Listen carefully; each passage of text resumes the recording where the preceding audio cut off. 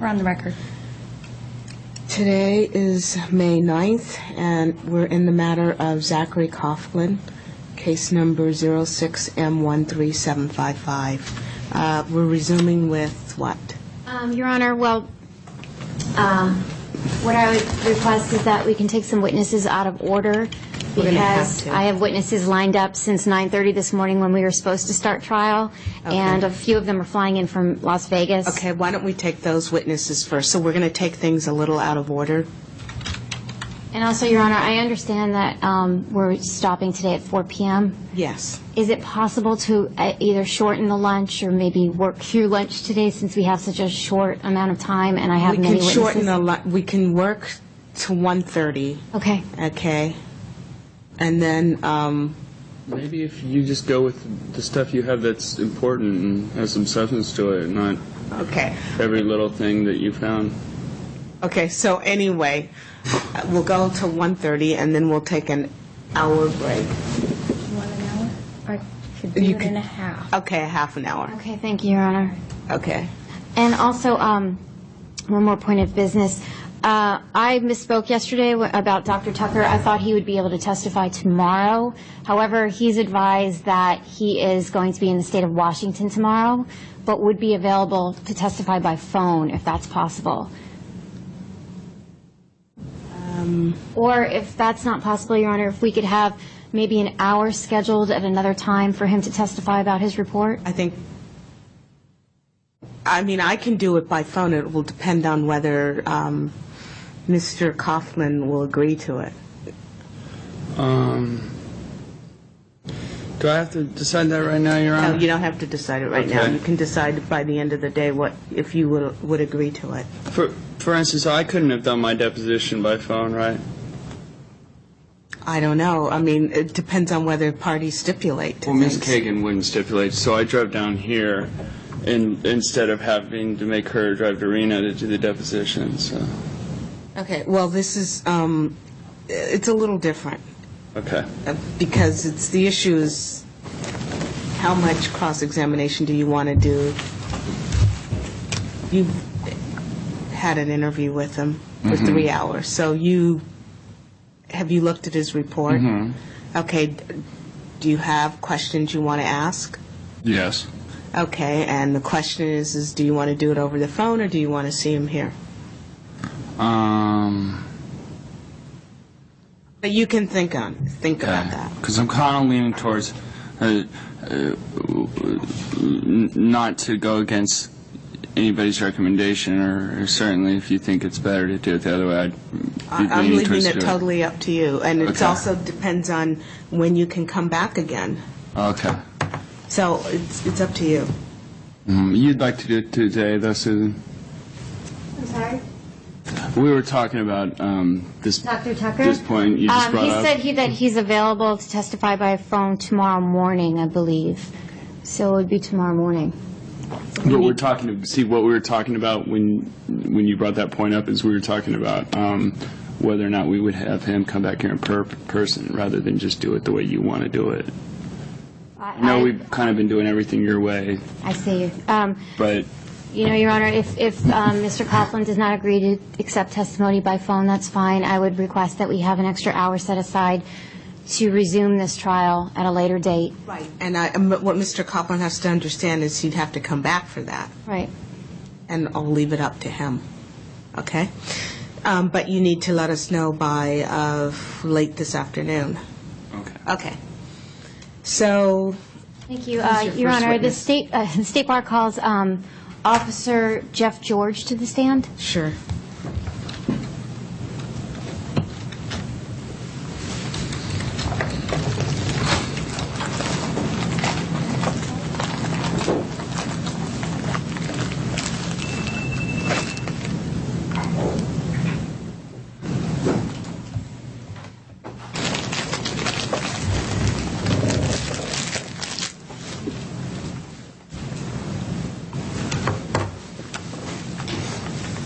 Morning.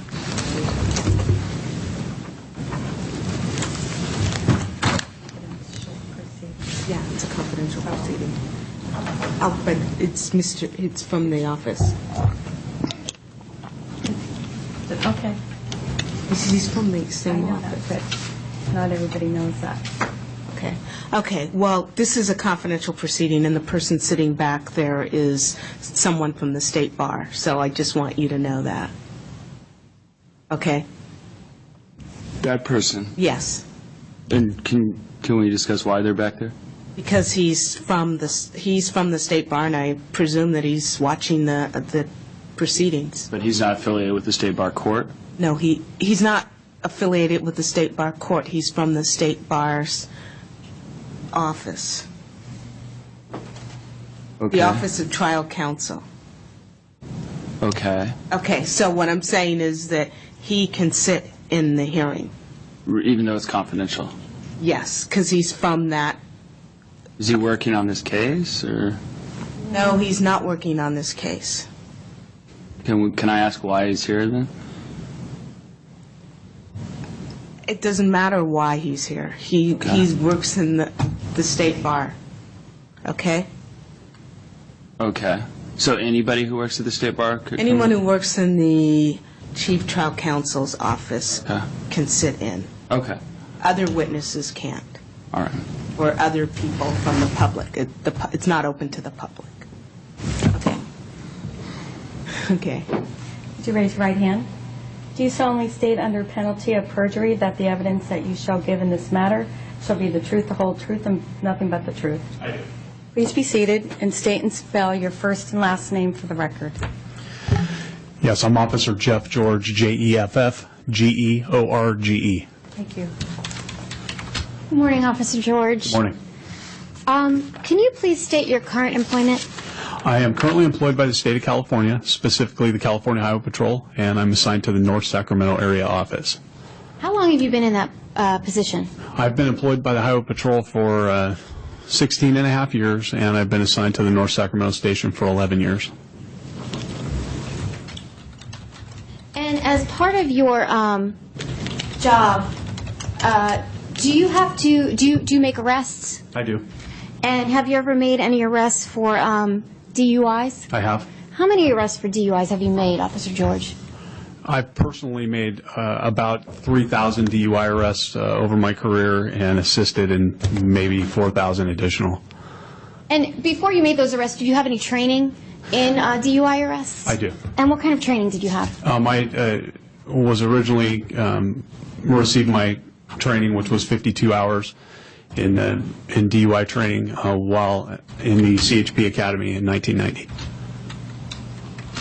Do you have any additional training to that? I do. And what is that? I was certified as a drug recognition evaluator in 1998. That course consisted of 80 hours of classroom and 40 hours of field certifications where I did hands-on, basically put my classroom skills to use, did hands-on evaluations of persons that were under the influence of various types of drugs. And what exactly were you taught? Basically, there's a 13-step process to go through, evaluation process. We were taught the 13, each of the 13 steps. We were taught what drugs have what symptoms, what symptomology to look for, and how to administer a given set of tests that check for those various symptoms.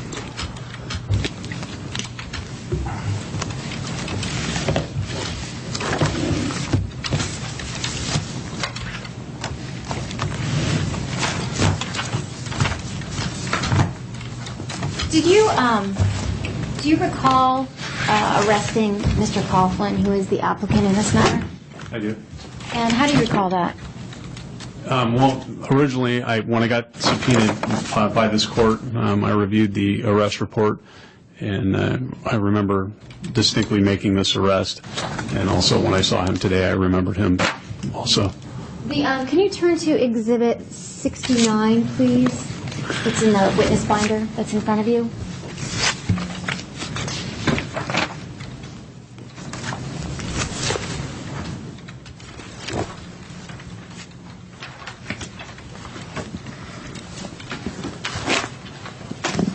Okay.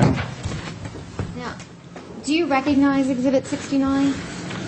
Yes, the first page of the exhibit, marked number 69, is the arrest report, commonly referred to as the booking sheet for the Sacramento County Jail. The next page would be the probable cause declaration, which is also a Sacramento County Main Jail form. Your Honor, can I make an objection? Sure. But it has to be a legal objection. Okay. Okay? My objection would be relevancy, and specifically pointing to, in the application for admission to the State Bar, it deals with convictions. And we're talking about an arrest right here. And as I understand this application, arrests don't even need to be reported, right? If you had a conviction, you report the conviction and that's it. And so I don't understand the relevancy, and I don't understand the basis. I'm going to overrule the objection because it goes to, once it's reported, it goes to the issue of whether you were candid. Okay, so reporting something that didn't even need to be reported, does that show candor? Reporting something that might show candor depends on what you say about what you reported, which is, I'm assuming at this point it might be the State Bar is presenting evidence that what you reported wasn't candid. Okay, so would one be better off not reporting this arrest at all? That's not an objection, so I'm going to overrule the Okay. objection, okay? Okay, I'm sorry, Officer George. Can you continue with page 3 of Exhibit 69? Page 3 would be referred to as a CHP 202, which is driving under the influence arrest investigation report. This is a 4-page document that was prepared by me on January 23rd of 2003. And was the arrest on January 23rd, 2003? It was. And did you prepare Exhibit 69, pages 1 through 9? Yes. There are actually two separate reports. Pages 1 through 4 would be the driving under the influence arrest report. Then there's a supplemental report, which is a 202 DRE. That's a CHP form. It's a drug recognition evaluation. It's a supplemental to the arrest report, and that report is also 4 pages. And you wrote both of these reports? I did. Okay. Did you have a chance to review these? Well, first of all, Your Honor,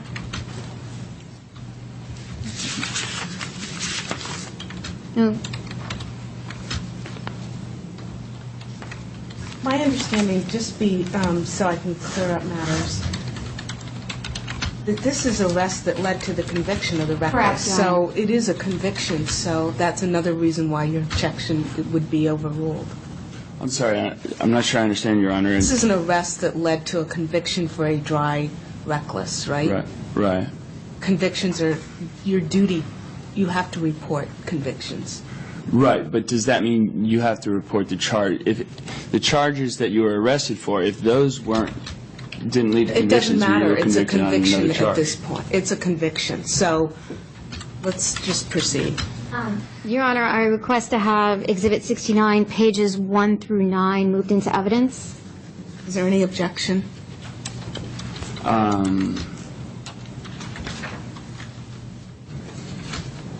Yes, I would object on preserving an objection on that, on the grounds that I don't believe this is something that can be admitted given the It's the application. objection, the legal objection. Foundation, relevancy, hearsay, not properly authenticated. Okay, it's overruled. It's admitted. Okay, Officer, did you have a chance to review this report before testifying today? I have. And is it your opinion that the statements made in your report are accurate or an accurate representation of what happened during the arrest of Mr. Coughlin? They are. Can you describe how the arrest took place? Yeah, this arrest basically stemmed from a traffic stop for a minor infraction, which was non-use of a safety restraint or seatbelt. Mr. Coughlin was a solo occupant in a vehicle. He was observed while stopped at a traffic light at the intersection of Howe Avenue and Cottage Way without his seatbelt I made a traffic stop and contacted him. He was identified by a Nevada driver's license. I explained to him why he was stopped, and during the conversation with Mr. Coughlin, I noticed objective symptoms of intoxication and possible drug influence. And what were those symptoms? Well, I noticed that his eyes were red and watery. I could smell a strong odor of freshly burnt marijuana inside his vehicle. When I had him step out of his vehicle, he was unsteady on his feet. I could smell the odor of the freshly burnt marijuana about his person, his hair, his clothing. When I got close to him, his breath smelled of marijuana. His pupils were dilated for the lighting conditions and slow to react to light stimulus. And the totality of all of that, based on my training and experience, I felt that I needed to proceed further and investigate. And what happened once you decided that? He was eventually given some field sobriety tests, which he was unable to perform, as demonstrated or explained, and he was arrested for driving under the influence. What did you believe Mr. Coughlin to be under the influence at the time that you made the arrest? My initial suspicion was cannabis or marijuana. He was transported after being arrested down to the Sacramento County Jail, where a drug recognition evaluation was conducted in a controlled environment. At the completion of that, I confirmed my suspicion that he was under the influence of marijuana. When you said you performed field sobriety tests, or you asked Mr. Coughlin to perform those tests? I did. What test did you ask him to perform? A Romberg test. And can you explain what that is? Basically, Mr. Coughlin was asked to stand with his feet together, heels and toes touching, his arms down at his sides, to tip his head back, and to estimate 30 seconds. And was he able to do that? Well, initially he did tip his head back. He did keep his arms down at his sides. He swayed with a variance of about 3 inches, and during the 30 seconds he slowly lowered his head instead of keeping his head back. So would you say that he passed that test or failed that test? Well, they're not really pass or fail. They're designed to check for divided attention impairment. I would say that he did not perform that test sufficiently. And what other tests did you ask Mr. Coughlin to perform? A standing on 1 foot test. That test consists of having Mr. Coughlin from the position that he was previously in with his feet together, heels and toes touching, raise 1 foot approximately 6 inches from the ground, keeping his toe pointed forward, arms down at his sides. He was instructed to look at his foot and count aloud from 1,001 to 1,030. And was he able to perform that? Not sufficiently, no. Okay. Were there any other tests that were that you asked him to perform? Yes, he was given a finger count test. Okay. And that test consists of having one hand, holding one hand up, palm open, using the thumb as a pointer, touching it to the tips of the fingers, starting with the pinky and counting each finger aloud, with thumb to pinky being 1, the next finger being 2, 3, 4, and then open hand is 5. Then in a reverse order, open hand again is 5, 4, 3, 2, and 1. And was he able to perform that test? He did perform the test, but not sufficiently. He counted from 1 to 5 in both directions. Okay. Were there any other tests that he was asked to At that perform? point, no. Okay. And you stated that there was another point where he was actually taken somewhere and given different testing? Yes, he was taken down to the Sacramento County Main Jail, where he was given some additional tests as part of the procedure for the drug recognition evaluation. And who gave him those tests? I did. And what tests were those? Objection. Objection. Well, I don't see in the report where some of this is, that this... That's not an objection. What you need to do is cross-examine if you have problems with it. Okay. It's overruled. Officer, what tests were given at that later time? Again, he was given a Romberg test. He was given a walking heel-to-toe test, a standing on 1 foot, and a finger-to-nose test. And how did he perform those tests, in your opinion? He did not perform them as demonstrated or explained again. In your opinion, have you made arrests before for driving under the influence of marijuana? I have. And is there anything specific that you look for with respect to driving under the influence of marijuana? Well, marijuana influence are certain physical indicators One would be the dilated pupils, slow to respond to light stimulus. An increased marijuana influence can result in an increased heart rate, an increased blood pressure, body temperature could be increased. There's a test that we do as part of the eye evaluation. It's called a lack of convergence. When one smokes marijuana, you will tend to see that lack of convergence, meaning that their eyes won't cross. One eye will generally kick out, and that was present in this case. Part of the eye evaluation requires that he be taken into a dark room, let his eyes adjust to darkness, and under different stages of light would be introduced at different strengths. A person that's not under the influence, their eyes would react one way. His eyes reacted in a way that was consistent with my training and experience for marijuana influence. What about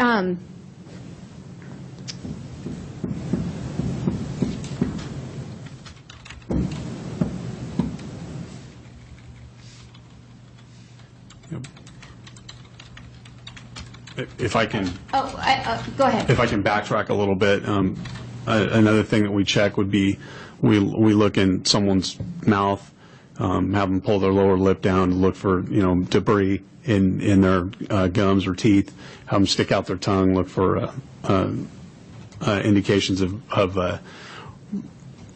what I would consider recent marijuana use, and that would be indicated by the green that's in the marijuana comes out and stains the tongue when people smoke it. So we check the tongue, and in this case, his tongue was coated with a green pasty film. Okay.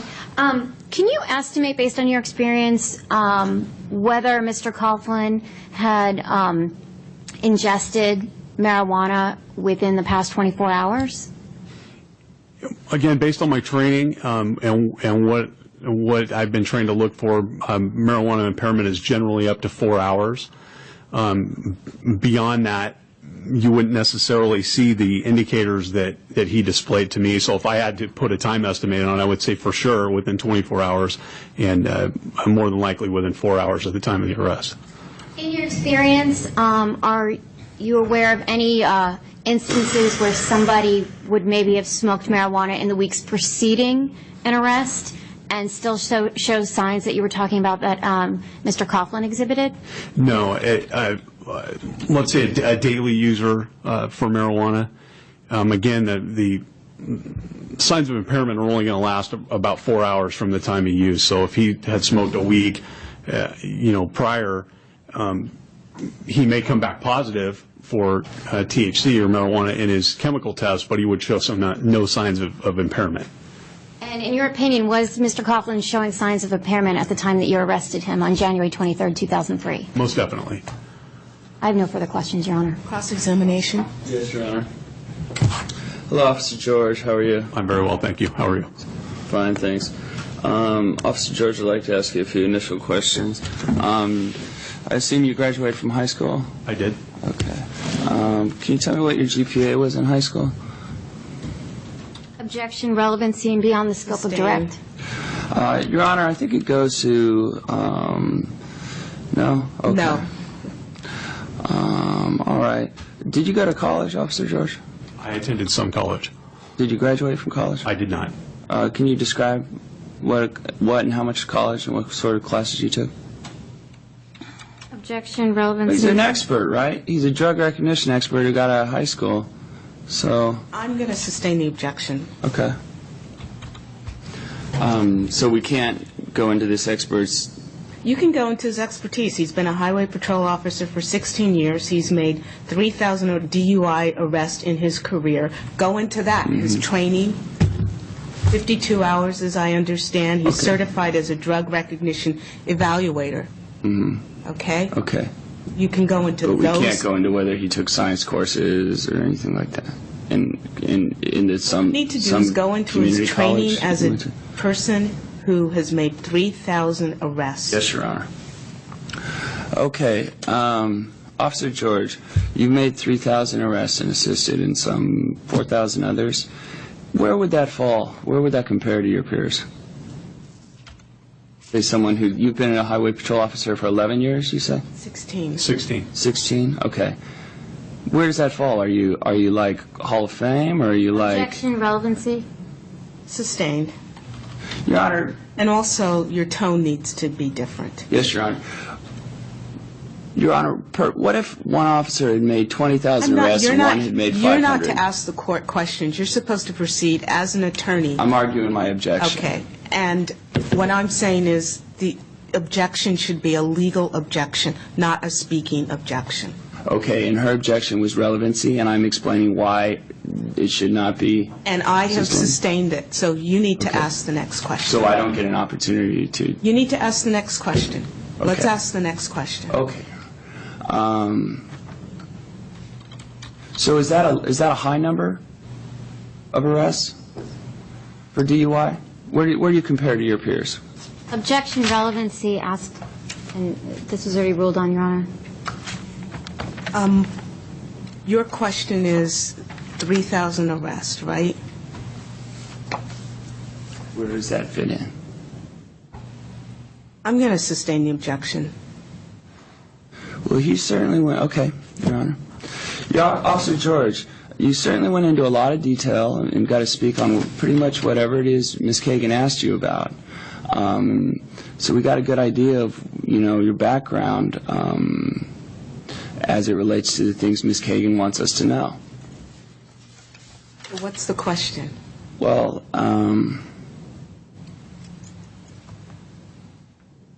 let's go to the arrests. Do you recall pulling me over for having my seatbelt off? I do. And can you describe that? Were you driving your vehicle? I'd have to refer to the report, but I believe so. Okay, and was there someone with you? Yes. And who was that? Officer Amy Escatel. Okay. But she didn't contribute to this report? What was her role that day? Cover. Okay, so she was covering. Correct. And so for instance, would her opinions, if they differed from yours, would they be included in this report? No, she's not the arresting nor the evaluating officer. Okay, so she doesn't get to have an opinion? Objection, argumentative, and I'm going to sustain it on relevancy grounds. Okay. Can you tell me, during this arrest, you pulled me over for having my seatbelt off, right? You noticed as you were driving past me at a stoplight, you noticed I had my seatbelt off. And you might have been driving. And while that time, if you were driving, you noticed somebody who was at a stoplight had their seatbelt off. So you turn around and pull me over. Do you recall asking me to take a blood alcohol test? At which point? That would be after you pulled me over, while we're still on this side of the road. Again, you're going to have to narrow it down. At which point? Any point. Yes, after you were arrested, I explained to you the implied consent law in the state of California, Prior which to being requires arrested. you to submit to either a blood, breath, or urine test. Prior to being arrested. Prior to being arrested, Shortly after being pulled over. did I ask you to take? A blow test. No. You didn't. No. You don't recall a conversation that took place between us regarding that. Wherein shortly after pulling me over, you asked me to get out of the car and take a blood alcohol blow test. And this was after I had told you how much I had to objection. drink that night. Is this a question? Is this, Why I don't you haven't even finished my ask the question? Okay. Well, my question is why don't you remember this when I have a memory of having a long conversation about this with you? objection. Okay. Why don't you ask a proper question? So you never, why didn't you? You're saying you pulled someone over on suspicion of DUI and yet you didn't ask them to take a blow test? Well, that's actually incorrect. What I pulled you over for was non-use of seatbelt. Okay. Which, That was the pretext you pulled me over to. Go ahead. Objection, object to the word pretext. Okay, I'm going to sustain the objection. Okay. Let's ask a legal question. Okay. And he was answering. No, what's your question? Well, my question that he was answering was why didn't you do a field sobriety, a blow test in the field? And you were going into why you pulled me over. and what you Okay. use that for. Were you going to let me answer the original question? Yeah, sure. Or, Go ahead, or was there going to be a Officer George. narrative after that? Okay, so the question was, why didn't I have you take a blow test at the scene? Yeah. Because at no time did I suspect that you were under the influence of alcohol, and that's what that test would check for. Okay. Do you recall saying to me, after I asked you why you wanted me to take a blow test, saying, you can do it or you cannot do it, but if you refuse to take this blow test, I'll just arrest you, and then you'll have to go to the station and take a urine or a blood. No. Do you recall yourself and myself having a discussion about the legal merits of asking someone to take a blow test when you have no reasoning to believe they've had a drink that night? No, I don't recall that either. It's a long conversation. Let him answer the question first. Actually, my recollection of the conversation with you was that you felt that because you were a law student that I could not prove that you were under the influence of anything and that you had not been drinking other than one glass of wine approximately 4 hours prior to being stopped. Were we discussing that in the context of you wanting to take a blow test? No. That was... Why were we discussing that then? You're going to have to let him finish his Okay. answers, okay? my recollection is I that... just wanted a yes or no, Your Honor. I understand that, but as yesterday, when you were asked questions and you wanted to explain, I always allowed you to explain a yes or no answer. He is allowed to explain a yes or no answer. Yes, Your Honor. Okay, now I'm confused. What was the question? Why don't you ask the question again?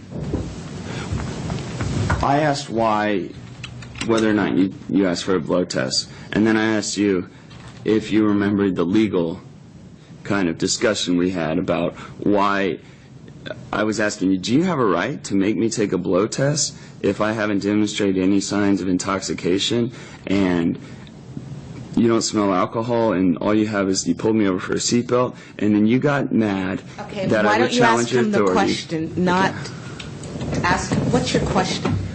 I'm asking him to explain why he was just saying what he was saying about I didn't have you take one in the field because you and I were having a conversation about the merits of doing so in the field, and then I explained to you. So, Okay, ask the question. all Ask right, a question. did you have me take a blow test in the field? No. Did we discuss taking a blow test in the field, and did you get upset once I... Objection compound. Okay, Did you discuss it's taking a blood sustained. test in the field with me? No. Okay. Can you explain what you were just describing in relation to that? Or can we have it read back? Because he went into describing. We don't have a read back. You have to remember the question you asked. Okay. I believe what I stated... Something about being a law student. I remember that. Okay, so obviously we're talking, right? We're talking about law stuff. And you're saying, you're a law student. You think you can tell me what, No, that's not Okay. my recollection of the Right. conversation. Well, Okay, so I what's the remember you next were belligerent question? toward lawyers when we were talking. Objection, argumentative, and there's no question pending. Sustained. Let's ask a question, okay? Can you tell me why you knew I was in law school? Because you made it very clear that you wanted me to know that. You stated to me that you were in law school. Do you remember having a discussion about where you were saying, wow, 3 years of law school down the drain, huh? No. You don't remember that? Do you remember us having a discussion about law school? The discussion that we had about law school in my recollection was that you told me that you were in law school and that there was no way you were going to get a DUI when you hadn't been drinking and I didn't give you a breath test in the field. Wait. Now What's we're the talking next about breath question? tests? What's Now the we're next- talking about breath tests. And again, Mr. as I Coughlin. stated earlier, Okay. this all took place after you had been taken into custody. In the car or Yes. at the Mr. station? Coughlin, what you need to do is ask questions, okay? Okay. So we didn't, in the field, we didn't talk about a breath test in the field? That never came up? Okay, again, I didn't offer you a breath test in the field because at no time did I suspect that you were under the influence of alcohol, and that's what that test checks for. And I didn't refuse to take a breath test in the field? You weren't offered one. There wasn't anything for you to refuse. Right, okay. And would that be noted in your report? If you were given a breath test, yes. And if I wasn't given a breath test, wouldn't that be standard for a DUI to test for a breath test? No. It wouldn't be.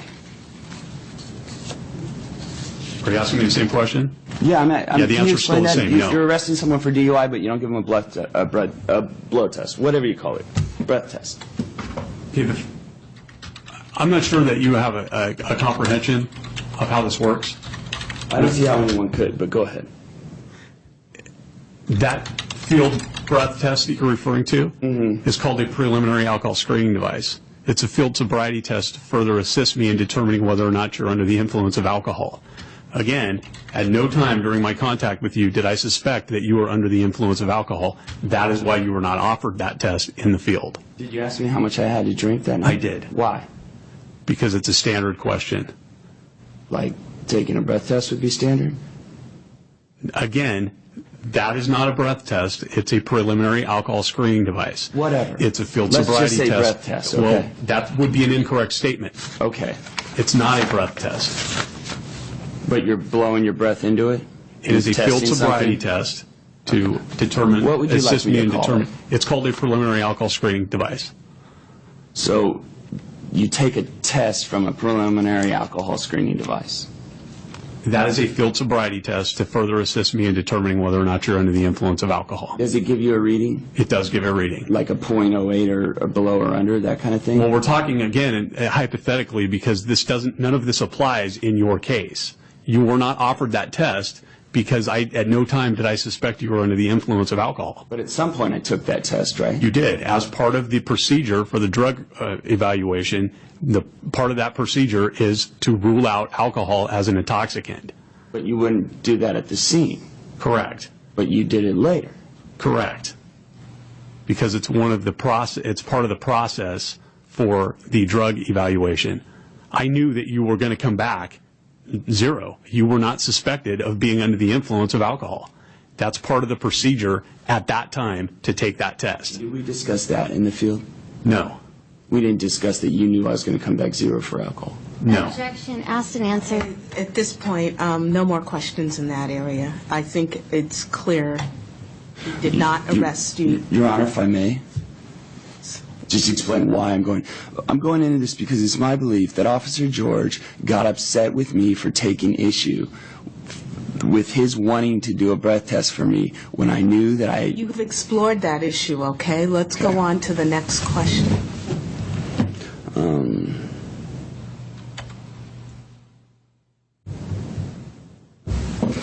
You say on the Romberg test that I went 5, 4, 3, something like that. 1, 2, 3, 4, No. 5.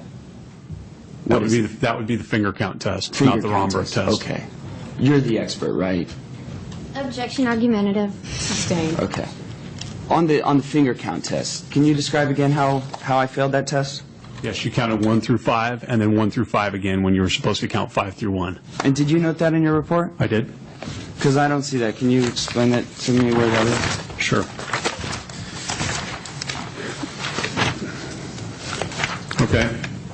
Page 3 of the arrest, driving under the influence arrest report, line 9, says finger count. The subject counted 1, 2, 3, 4, 5, 1, 2, 3, 4, 5 on all 3 repetitions.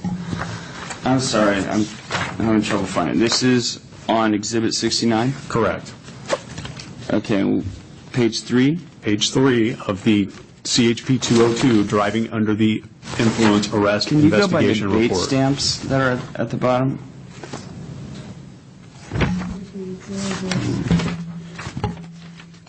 Oh, okay, I see what you're saying.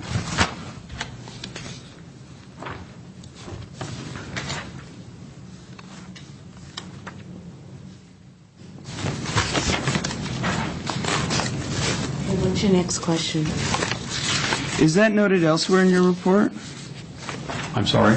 Is there, I see this on the psychophysical test, there's a finger to nose. You're looking at a different area of the report. Right. That's under the drug evaluation. Okay, because as I'm reading your report, it kind of sounds like I'm wondering how I'd be able to stand up. Because it sounds like I failed every single thing you asked me to Do do. is ask a question, okay? Well, that's what I'm asking you. How could someone who's as you described me in here, possibly even stand up? I'm not sure of that. Able to function somewhat, but failed every test you gave him type thing? Well, again, the tests are checked for divided attention impairment. They're not pass or fail. Divided attention impairment is the ability to do more than one thing, one simple task. But you were giving me a pass or fail, weren't you? You weren't saying it in shades of gray. You were saying he didn't perform it satisfactorily. He didn't perform it as he was supposed to. That was your testimony again and again. It wasn't a pass or fail. It's not a shade of gray, according to you. No, actually, my testimony was that you didn't perform them sufficiently, that you did not perform them as demonstrated or explained. Like pass or fail? Well, again, they're not pass or fail tests. I'm going to sustain the objection. I think he's always described it as it was a question of, as I saw it, gray. You didn't perform sufficiently. So it's, once you Wasn't a don't do pass it or great, fail. then it becomes pass or fail. Objection. His characterization is not pass or fail. His characterization is not performing sufficiently. And if you don't perform sufficiently, that's noted. And it was noted. Okay, so let's go to the next To what degree, though, is it question. noted? If you fell flat on your face, is that Mr. distinguished Coughlin. from swaying 2 inches? Yes. That's pretty, right? It would Okay, be. so what's the next question? Unless this report is just beyond reproach and everything in it is considered sacrosanct, Your Honor, I don't want to question that if that's the case. But if I'm it's the just case that asking you we're to able to ask a look into what question. he's doing here Okay. and see if he's just an officer I'm who's asking you to ask kind of a about- rogue prosecutor like in the Duke case, Objection. or Okay, what? Let you know? me, I'm asking you to ask a question. Oh, wait. Rogue, okay. Okay. Ask a question. Okay. So you asked me if I had anything to drink that night, I did. and you noted it in your report? I did. And how much did I had to drink that night? I believe you told me 1 glass of wine around 6 p.m. Okay.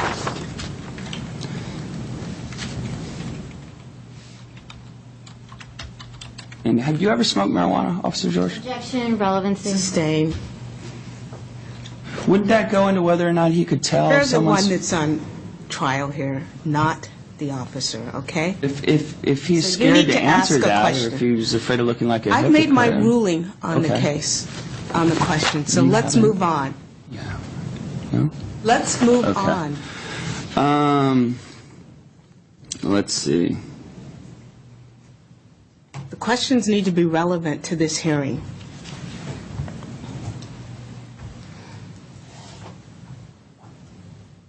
At any time throughout the rest, particularly when first pulled over, would you say I was argumentative? How would you describe our interaction on a human level? Similar to your behavior today, I would consider you somewhat argumentative, passive-aggressive, maybe. Can you describe that? Again, similar to your I behavior mean, today. in relation to that night, and give examples of what you mean and how you mean. Not really, other than we're acting similar to how you're acting today. Was it in a situation like where you asked me to take a blow test, and I said, why should I take a blow test? Objection, Is asked, it answered. like I'm going to that? sustain the objection. It's Can you irrelevant give me also. some situation? Sure. Okay. Like, for example, when I asked you where were you coming from tonight, you said, where are you coming from? I did? Is that noted in your report? No. But you remember that from how long ago? I do. And you can't remember whether you were driving or not that night? Objection. That wasn't even a question posed, Your Honor. I'm going to, He did say he couldn't remember whether he was driving or sustain not. the objection. This is totally irrelevant. That's an amazing memory. You can't remember if you're driving? but Line you of can remember Objection. questioning is totally irrelevant. Let's go on. something. So we're not going to get into whether... Have you ever been around someone who's smoking marijuana? Objection. Relevancy.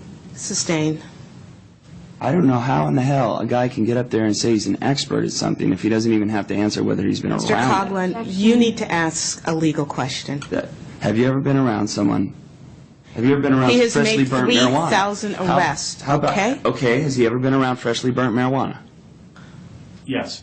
Can you describe that? When was that? Part of the training. At your DRE class? Yes. There was freshly burnt marijuana? Yes. And was it being burned? How was it being burned? Was somebody smoking it? No. How was it? How were they getting? Okay, I'm they were going to just putting a object to this flame line to of, I'm not allowing this line of questioning anymore. It's totally irrelevant. Sorry, Your Honor. So, is there any question I Point can is, ask is that you have relates pled, to? you have pled guilty to a dry reckless. So let's move on from there. But that's not what Ms. Kagan's bringing this up for. Her whole thing is trying to, what? She's not trying to establish that I pled guilty to a dry reckless. We didn't need to spend all this time and taxpayer money collecting all this stuff if that was the point, because I admitted to that. I So reported what's the that. next question? Why are we even getting into this? And if there's a reason, then am I allowed to rebut it? I'm not here to answer your questions. You need to ask questions. My questions go into why we're getting into this. Why are we talking about this arrest in all this detail? You have a question to ask this officer. Yeah. Okay, what is the question? Have you ever smelled freshly burnt marijuana? That's Asked been and asked and answered. answered, and what's the next question? How do you know you're smelling freshly burnt marijuana?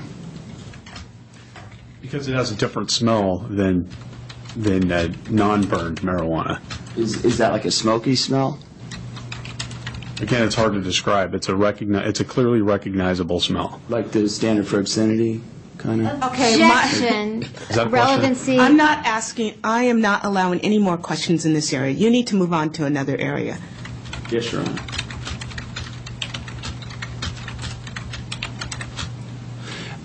Officer George, did we discuss any physical problems that I had? I did ask you if you had any physical defects, yes. And can you tell me what I answered? That you had chronic back pain, and that you were taking prescription Loratab. Okay. Now, generally, do you have people with chronic back and neck pain stand back and look at the sky and have them count to 30? Relevancy. Is that pretty normal for you? I'm going to overrule the objection. Well, first off, I believe my answer was that you said you had chronic back pain. So I don't think we've established that you've had neck pain also. And yes, that is a standard field sobriety test that's given. Would you give that to someone who had one of those halos on their head, like one of those? Relevancy. Sustain. Next Oh, okay. question. Would you give it to someone who had a neck brace Objection. on? Relevancy. Sustain. Would you give it to someone? I am not allowing any more questions in this area. I don't think it's relevant. What's the next question?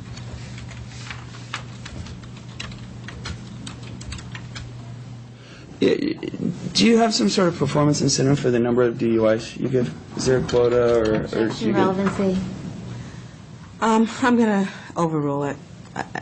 The question, is there a quota or performance incentive? Yeah, like let's say you gave one DUI a year compared to a guy who gave 10,000. How would that be seen by your sergeant or whoever it is your boss? Well, I can't answer for my sergeant. I believe the question was, is there a quota? No, there's not. They actually let us arrest as many people as we want to. Okay. And some people arrest more.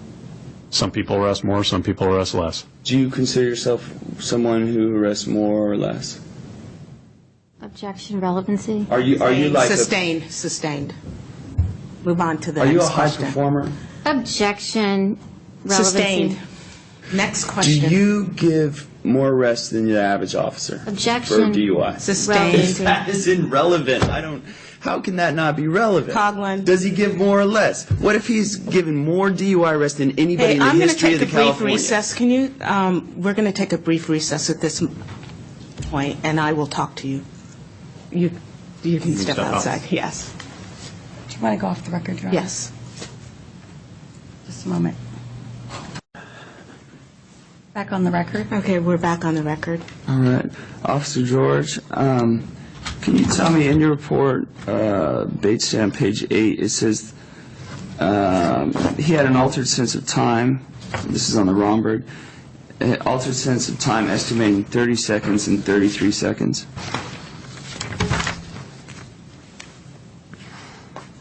Can you tell me what would be not qualifying as an altered sense of time? Would that be 30 seconds and 30 seconds? Yes. So somebody who can close their eyes and without the aid of any mechanical device or watch or who can just count and know exactly how long a second is and hit it within, say, a tenth of a second within 30 seconds, is that what would be acceptable, or what would fail that? I mean, 33 seconds. Obviously, if you're off by 3, which means you're off. Compound. Just ask a question. Don't get into narratives. Yeah. What would fail? So, I mean, strike that. We know 33 failed, right? 33 out of 30. So what is a No. passing score? No. 32 out of 30? No, again, I'm looking for a totality of the situation. Well, we're not talking about that. We're talking about this one Well, part. no, Officer actually, George. we I are. don't want to hear about your totality. Objection, allow the witness to answer the question. Allow the witness I want a to yes or answer the no. question. I want a question He can that's explain his yes or no I want a question that's answer. tailored to this. I understand that, but remember yesterday, you were allowed to explain yes or no answers, so please. So what's your question now? On this second test here, what is a passing? Okay, I'm not sure, number one, which In a number of seconds. As in, is 32 passing, something like that? okay, you're not referring to the second test, which would be the walk and turn test. You're referring to still the Romberg test? Yes. And you're asking me what would be passing? Yes. They're not pass or fail tests. I can't give you an answer for that. Okay, what would not qualify as having an altered sense of time? Because that's the buzzword you're using in this particular. I know you use a lot of buzzwords. What'll work, what won't work, stuff Can you like just that. ask a Objection. question? Not, What narrative? would not be an altered sense of time? If 33 is 33 out of 30, let's ask a question. What would not be an altered not sense of be time? an altered That's sense of the time, question. Officer Gorge. Well, again, what would not be an altered sense of time would be 30 seconds. However, that's not what this test is based on. It's not based solely on the seconds, which is what you seem to be hung up on. Well, there's not much What's to the go next on. question? Well, I didn't understand his answer. Because, okay, obviously 30.00 is not altered, but in terms of Mr. Objection. Conlon. in terms of looking at human beings, what would be something where someone would perform this test and you would not write, he had an altered sense of timing? I assume you'd write, his Objection, timing was asked and altered. answered. Let's ask a question, no narrative, okay? Otherwise, I'm not going to allow you to cross-examine anymore. I have had cases where the person did not sway and had 30 seconds, and their time estimation was right on 30 seconds. I'm not, you know, it's a totality of the circumstances. Again, these are not pass-fail tests. Great. Can you be more specific? Because anybody can say a totality of the circumstance. Objection, Okay. Your Honor, argumentative, and Sustained. Let's go to the next question. If I had gotten 31 seconds, what would have that objection, gotten relevancy. charted as? I'm going to overrule it. You want to ask the 31 seconds. Okay, again, you would, based on the totality, if you swayed, it would say that you swayed and however We're not many talking inches. about swayed, Officer Please, Gorge. do not argue with the witness. His answer is his answer. Move on to the next question. Did we even discuss seconds? Because we Mr. discussed Coughlin, I am swayed. going to not allow you to ask any more questions if you cannot act like a lawyer and ask a question, a proper question. If I took 31 and a half seconds, can you just tell me what would wind up in your report? objection, relevancy. I'm going to go ahead and let him ask that question, and that's the last question in this area. Well, the report would say the number of seconds that you estimated 30 seconds in, be it 29, 28, 30, 31, 32. Okay. What's the next question? But in What's this the next report, he question? put it in the context of a sentence that said he had an altered sense of timing, estimating, blah, blah. So you're not just putting numbers in there, you're putting an altered sense of timing. So what would 31 and a half get me? It would get you 31 and a half seconds.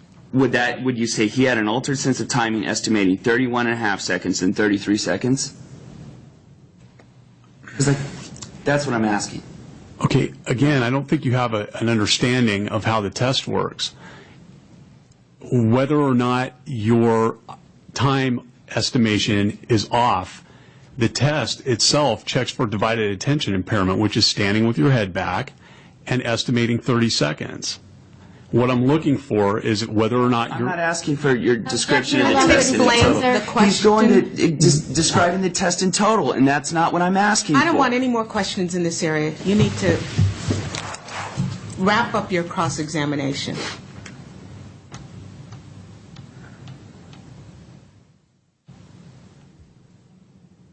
Have you ever received any commendations as an officer? Medals, commendations, awards?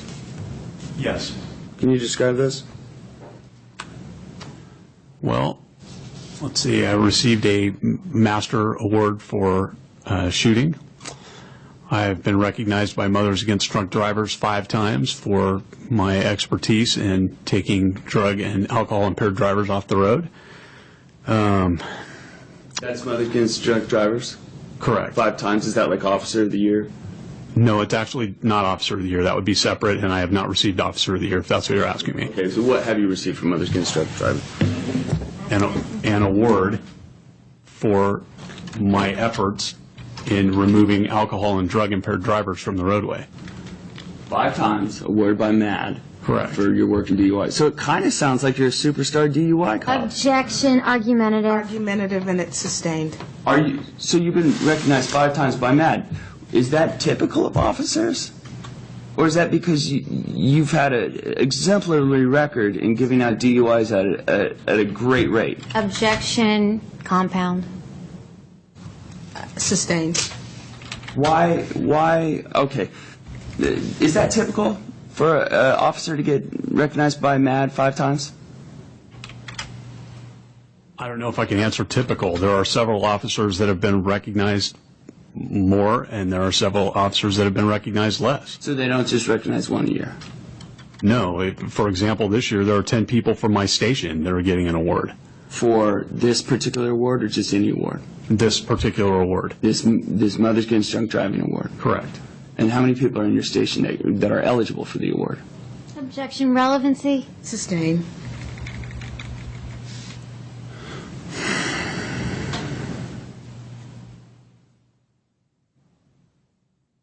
Would you consider yourself to be someone who is a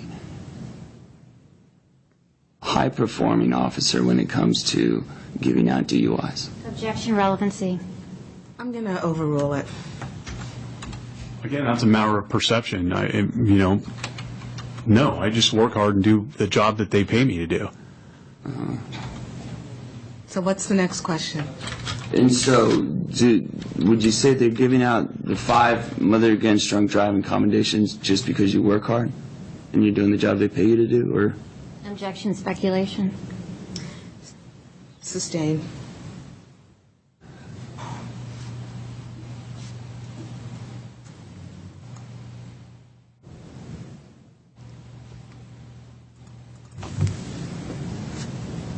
Can you go on about any awards you might have received? I've received, 5 awards for vehicle theft recovery, numerous written accommodations for anything from rescuing a guy that crashed over a cliff to... How about we just talk about things related to DUIs? Awards related to DUIs in some whatever tenuous way. We've already covered that. Just the MAD, the 5. Correct. The 5 MAD recognitions. In your 16 years, wasn't there something about 11 years? Objection You've been an is officer for 16 years. What have you been something for 11 years? I've been assigned to my current duty location for the last 11 years. And that's as a northern.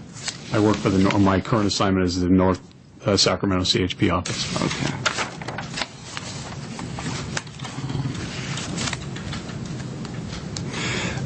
Now, I noticed when you say I swayed, and this is on your report, basically on page 8, swayed in all directions approximately 2 inches from center. If someone who's 5 feet tall sways 2 inches, is that different from someone who's 6'4", swaying 2 inches? No, 2 inches is still 2 inches. Oh, is it? Next question. Argumentative. Because Argumentative. I don't think it is. Argumentative. Next Okay. question. If someone is 5 feet tall and they sway 2 inches, is the percentage that they've swayed compared to their overall height higher Objection than it asked would and be for answered. someone who's 6'4"? Sustain.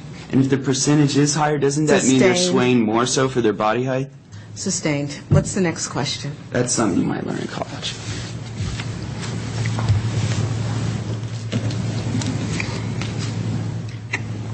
What's the next question?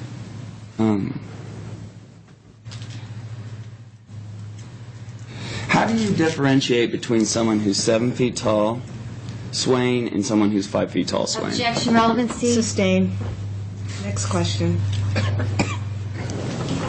What would be an acceptable distance for someone to sway? What would be someone who's clearly not intoxicated? How much would they sway? Again, it's a totality of the circumstances. Okay. I mean, ideally, 0. It would stand at attention. So we've got 30.00 seconds and swaying 0. It's kind of like very robotic, right? Objection. Is that how you would describe argumentative. yourself? Sustained.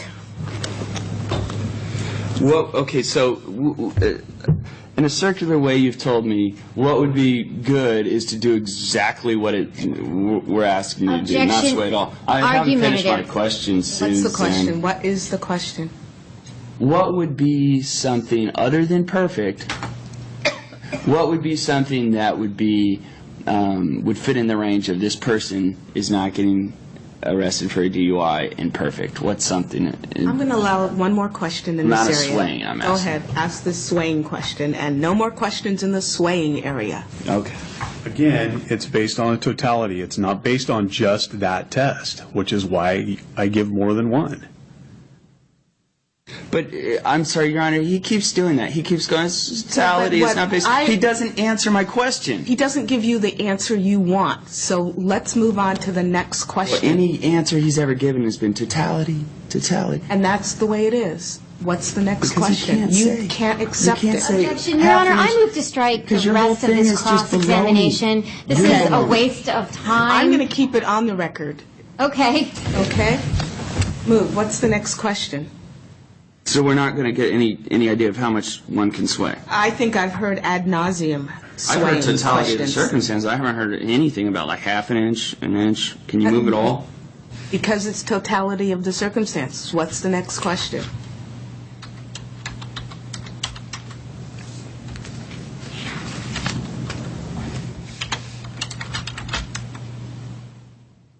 Can you describe what you mean by walking with floppy feet?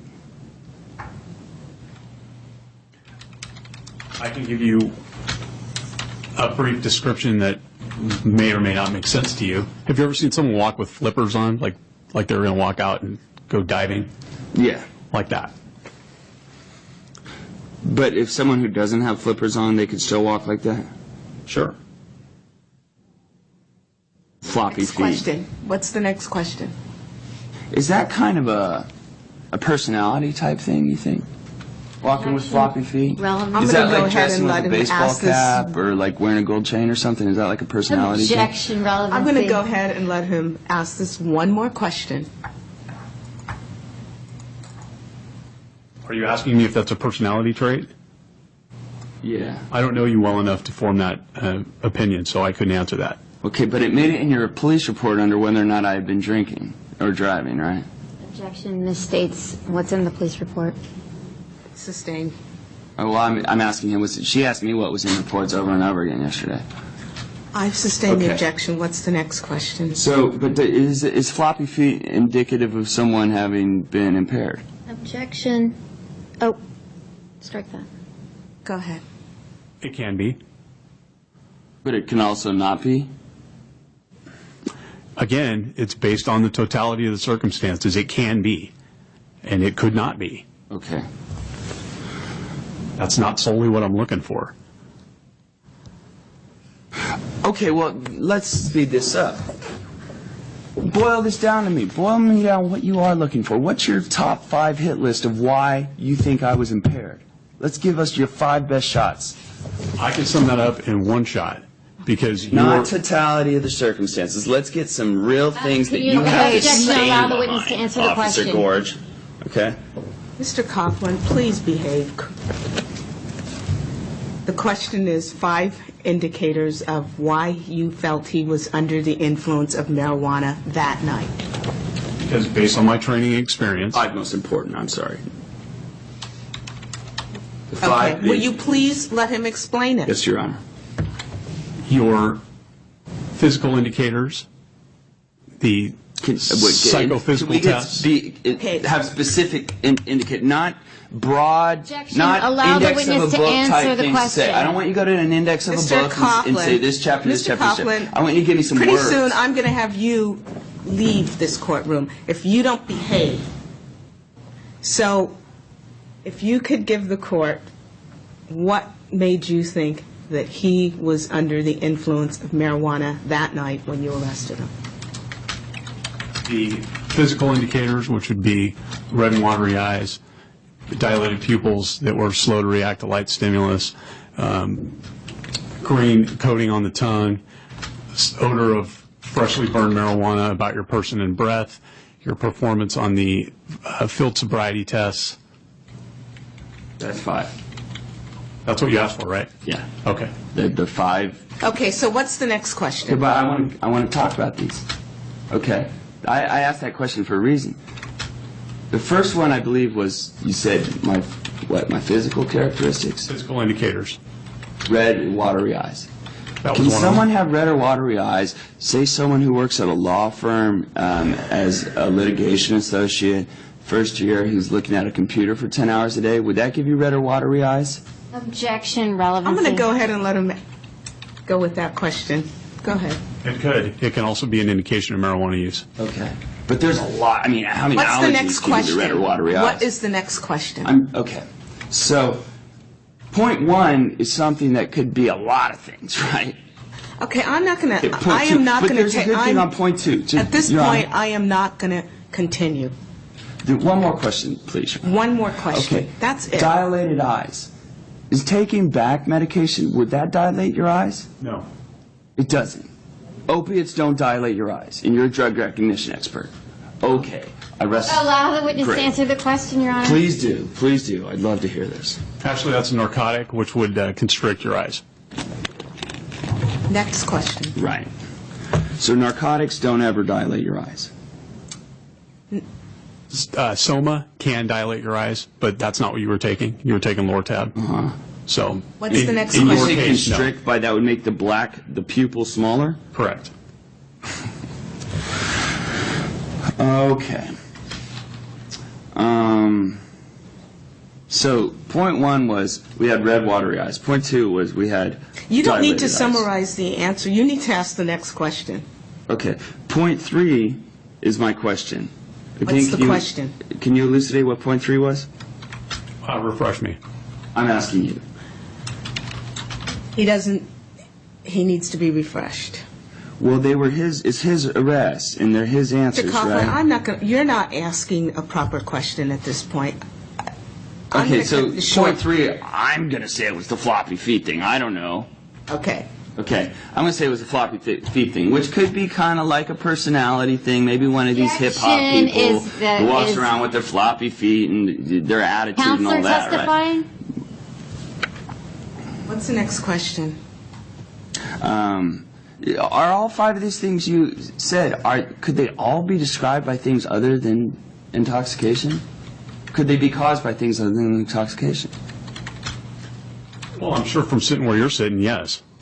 But not from where you're sitting. Red eyes can't be caused by allergies. Red eyes could be caused by number Other of drugs can't die. You're not Objection, letting me allow answer. the witness If to you're answer the being question. argumentative, let him explain his answer. Red eyes can be caused by a lot of things. Again, based on everything that was presented to me, those are all indicators based on my training and experience that you had ingested marijuana recently and were under the influence. So all 5 of these things. Okay, which I'm could not be- allowing any more questions in this area. It's over with in terms of this. Okay? So, do you have any redirect? No, Your Honor. Okay. Is there a reason why we didn't call Officer Escatel at all? No, we don't need an explanation. She can put on her case as she wishes. Okay, you may step down. Thank you. I just want to check on my witnesses to see who I'm going to call next. Yes.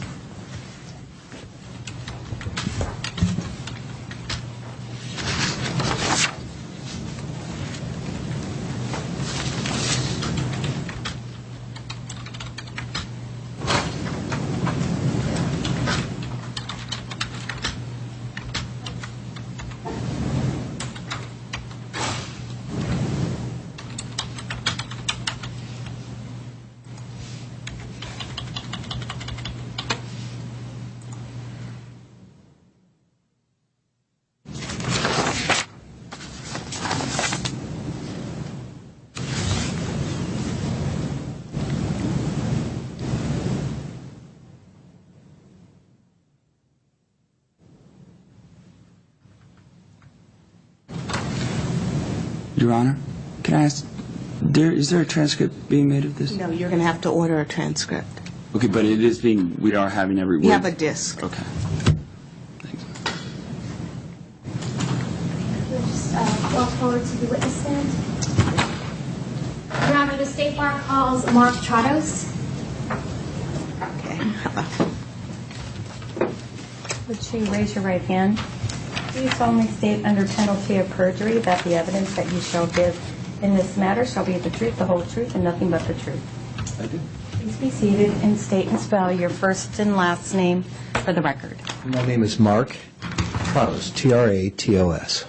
Thank you. Good afternoon, Professor Trados? You can call me Mark, that's fine. Mark? Okay. Can you describe, are you employed? I am. Where are you employed? I am the managing shareholder of the Las Vegas office of Greenberg Traurig. We're a large international law firm. And how long have you been in that position? A couple of years. Where did you work before Greenberg Traurig? I had my own firm, Quirk and Trados, which was an intellectual property and entertainment boutique. And how long did you have that firm? About 22 years. Are you a licensed lawyer in California?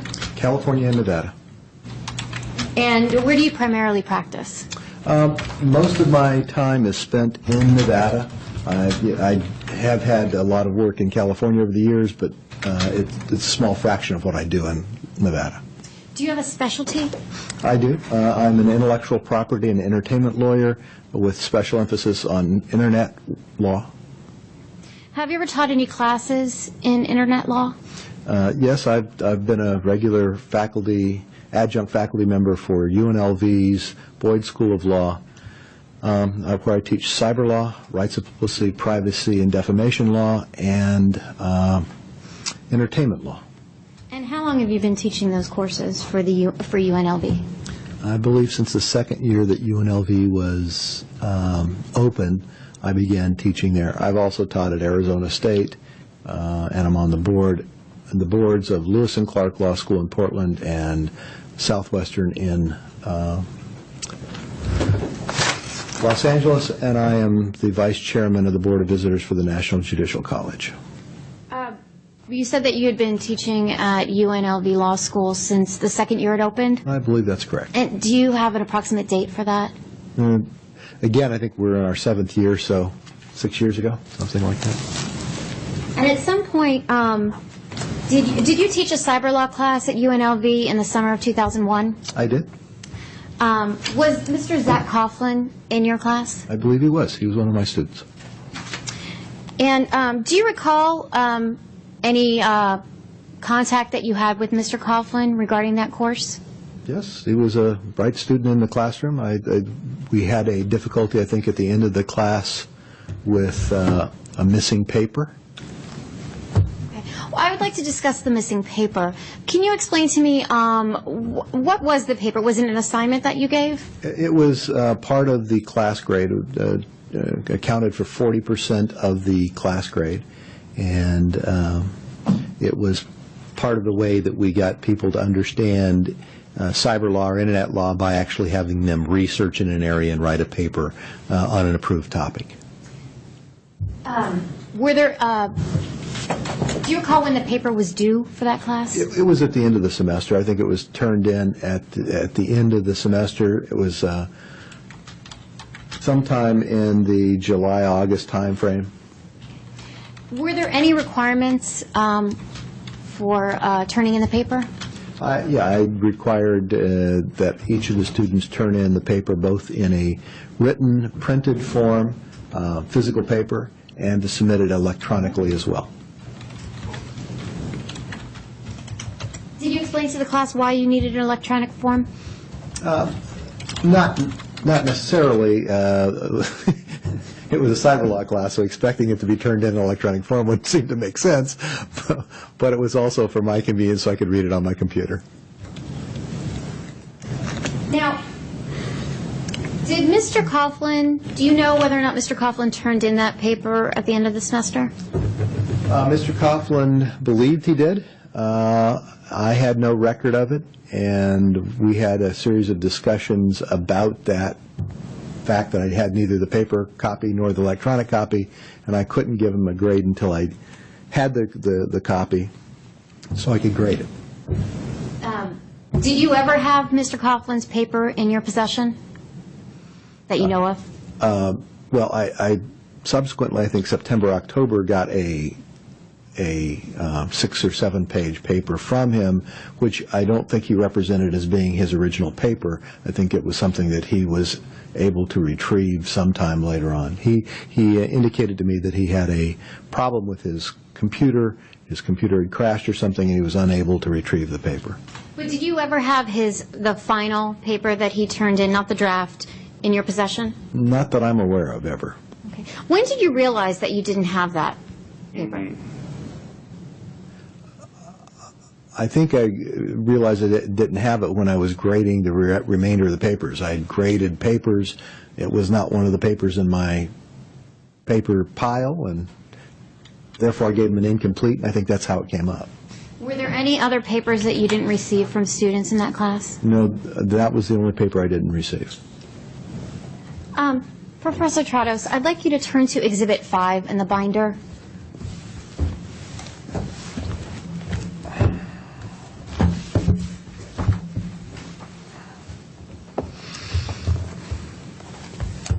Do you recognize Exhibit 5? Well, I recognize my scribbles on the bottom of the page. That's your handwriting on Yeah, that's Exhibit my 5? handwriting, right.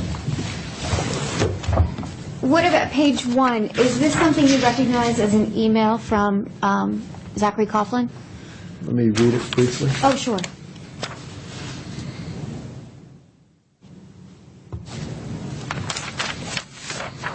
Yeah, I believe this is the email that Zach sent me after I had not been able to locate his paper. I'd like you to turn to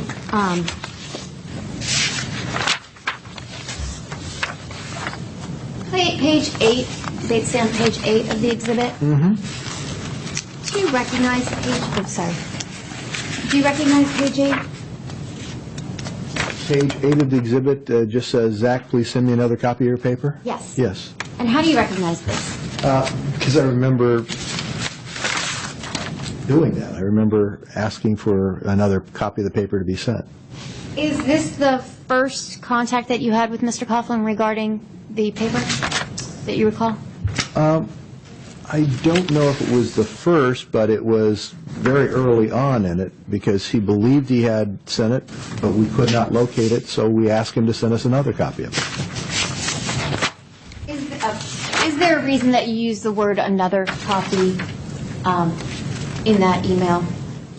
Well, sure. He indicated to us he had prepared it. We take our students' representations at face value.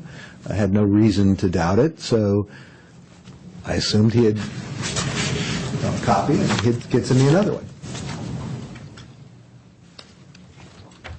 Now, Professor, at some point,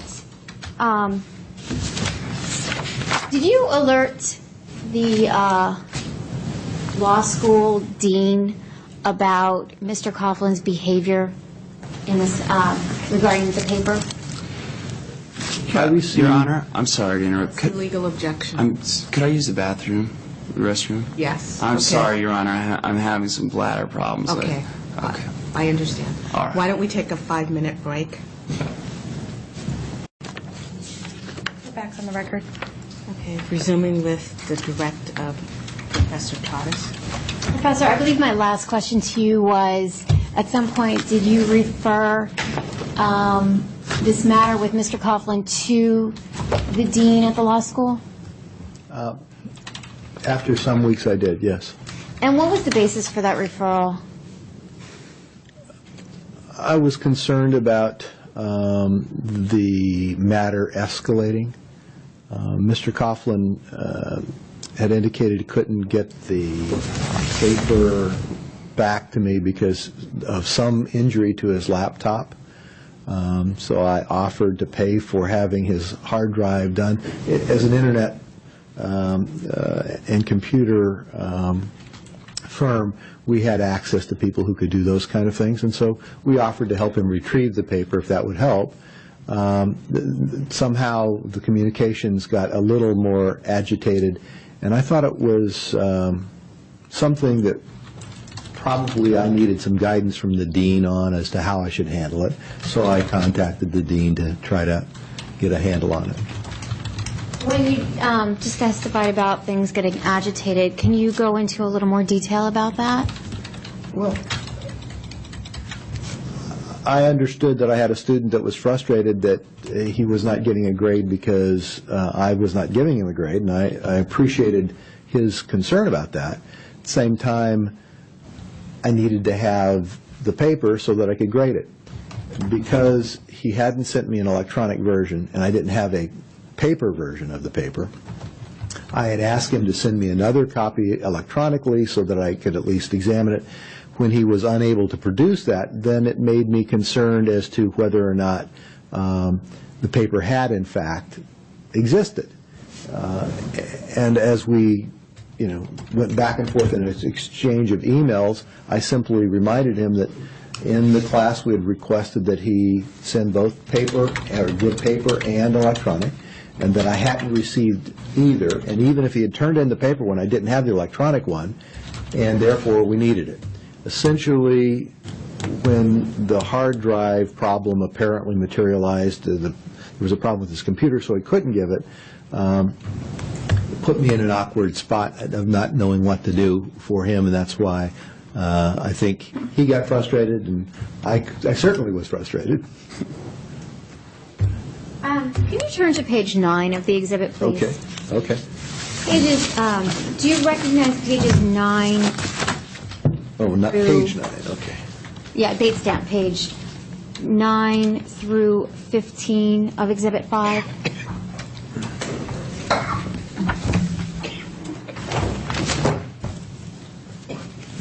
Okay. Page 9? Yes.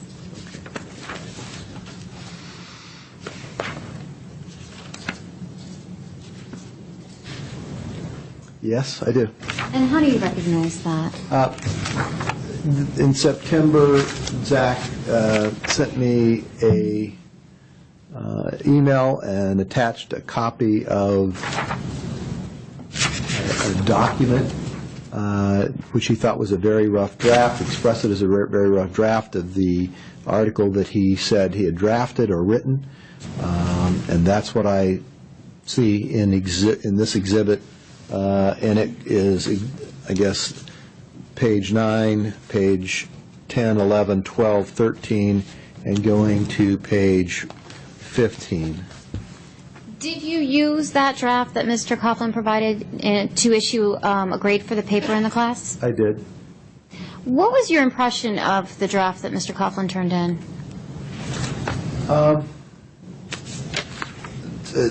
Assuming at face value, it was the original early draft, rough draft, and not the final paper, it was a good initial draft.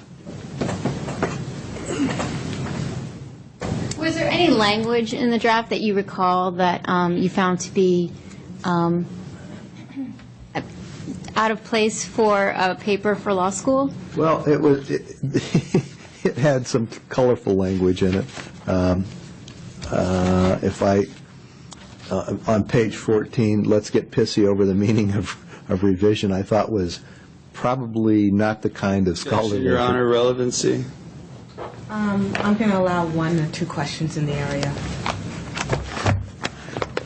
So it's Finish the overruled. question, the answer. I assumed it was a misguided effort to be humorous. I'd like you to turn to page 21, date stamp page 21 of the exhibit, Professor.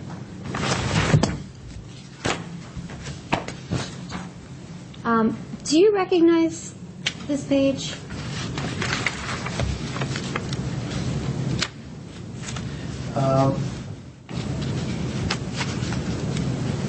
I don't really recall this. This was apparently something that was actually sent to my assistant, Catherine Luce, at the time. I don't have as good a recollection of this one. I do recall he did send me something directly. And maybe it's the next page. Yeah, I recognize the next page. Was this something that either you or your assistant forwarded to the dean of the law school? I think so, yeah. And can you explain why this email was forwarded? Zach's communication with me was very inconsistent. It tended to be extreme highs, extreme lows in terms of the level of emotional Objection, Your Honor, response. relevancy. Overruled. He was very apologetic in some of these correspondence and not so in others.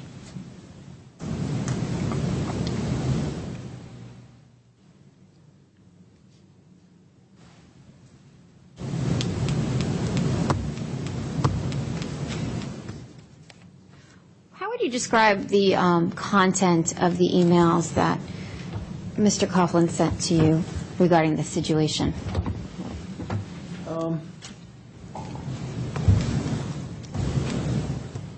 They were the most unusual Objection, Your Honor, communications. relevancy. Overruled.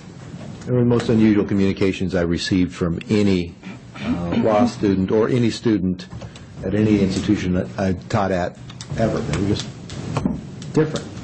Can you describe what you mean by that? Zach's a very, Objection, Your Honor, relevancy. Overruled.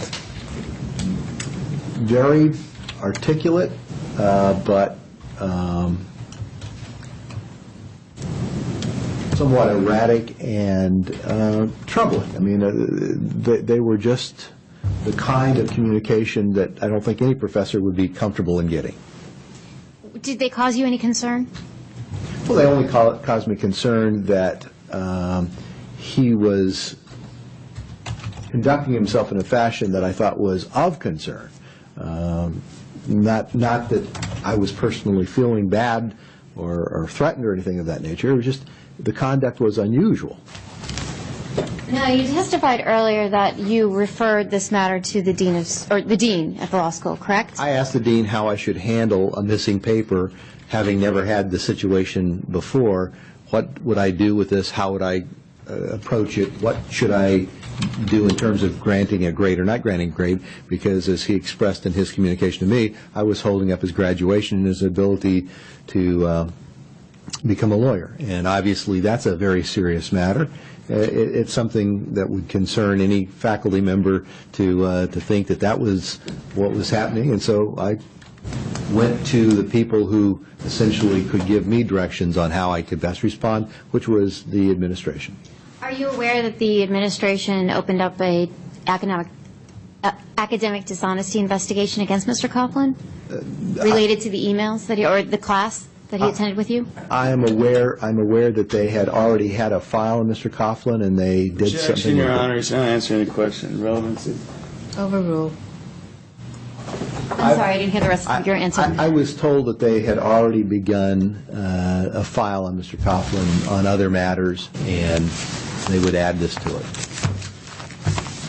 Did you ever advise Mr. Coughlin why you were asking for another copy of, or a copy of his final draft? Sure. Because in most instances that I've experienced in academic life, when we invest a great deal of time, energy, or effort on a paper, we keep a copy of it. We keep materials because it's something that might be useful to us later on. So it was standard practice to, even if a copy is damaged or somebody spills coffee on it or something, and you want to be able to read a nice legible one, it's not uncommon to ask for a second copy. In this instance, the course had required an electronic copy and a paper copy, so asking for an additional copy I thought was fairly customary, and I was somewhat surprised that he couldn't produce a second copy. I have no further questions at this time. Cross-examination? Yes, Your Honor. Thank you. And remember to proceed by question. Yes, Your Honor.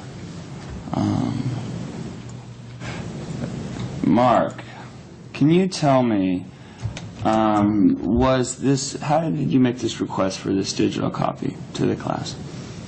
I believe it was both in the syllabus, class syllabus, and orally to the class. Okay, because we do have a copy of the class syllabus, don't we? I think so. I don't know. Because I didn't see it in there. Objection vague. Let's proceed by question. Question. Would it surprise you to know that it's not in the syllabus? Wouldn't surprise me because I recall clearly standing in front of the classroom saying, let's make sure that you get me an electronic version as well so that I can take it with my computer if I go on vacation. Okay, so when you were making the syllabus, did you know that you were going on vacation? I don't know that I did or didn't. So you maybe didn't put the thing about the digital That's possible, in the syllabus Zach. because you didn't know you were That's going on possible, vacation? Zach. Yes. Okay, but just earlier you said it was in the syllabus. Objection. Okay, I'm going to overrule the objection. Let him explain. I believe it was likely to be in the syllabus. If it's not in the syllabus, I know I expressed it in class. So what's the next question? And so, since it's not in the syllabus, the only way somebody in the class would know that you wanted this digital copy is that you expressed it in class. Can you tell us? Objection, speculation. I'm going to go ahead and overrule the objection. Go ahead. Can you tell us how? I mean, did you make this announcement at the beginning, end of the class? Was it?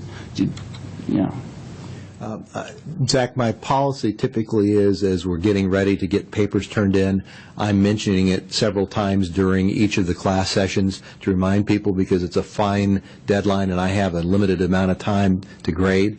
And so it comes up, a couple times a week in class. So that we what can, is it?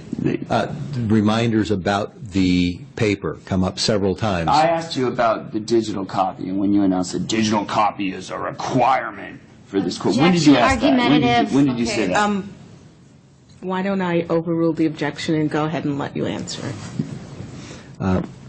As I recall, Zach, it would have been several times during the semester, and as the paper came to the time it was due, I would have said it repeatedly in the classroom. Said what? Said, remember your papers are due, remember I need both a hard copy and a digital copy. That's what I'm just on the hard copy. I don't need to know when you're saying the papers are due. Okay, you said several times throughout the semester you would have said, class, I need a digital copy and a hard copy of this paper. You would say that. Okay, at what point in this semester, so several times throughout the semester, at what point did you schedule your vacation, which would have necessitated this hard copy? Was this Objection, earlier on in the relevancy. I'm going to semester? go ahead and let him ask this question because Zach, the Yes, Norm. norm was to have had the paper copy, not the digital copy. What was unusual here was I was asking also for the digital copy. So it was unusual, okay. I was asking for At both. what point in the semester did you decide you were going on vacation and thus... I don't recall. Because that was the whole point, right, as you said, in asking for a digital copy, right? That's one of the reasons Is that... you couldn't have announced it to the class prior to knowing you were going to go on vacation. You wouldn't have said, I wait. might... Well, let's ask question. No narrative. So at what point did you decide you were going on vacation? Zach, I don't Objection asked and answered. recall when I I'm decided. going I to was go on ahead and let vacation. him answer. Okay, what's the next You question? don't recall when you were going to go on vacation? I don't recall when I decided I was going on vacation. Do you That was recall the where you question. were going to vacation? Yes, I was going to California, San Diego. To California.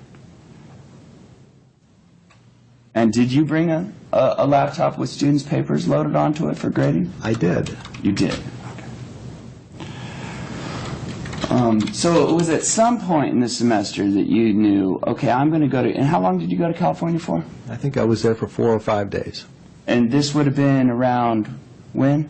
Sometime in September, October of 2001. Okay, so class ended July, and you're going to bring your, and grades are due on September 5th, right? That means the grades That's are, not in evidence. Okay, here's... that can be judicially okay. noticed, Your No, Honor. it's not going to be judicially noticed. If there's a long-standing rule that grades are needing to be due 45 It's days judicial after the notice class is ends. completely different. All right. Okay?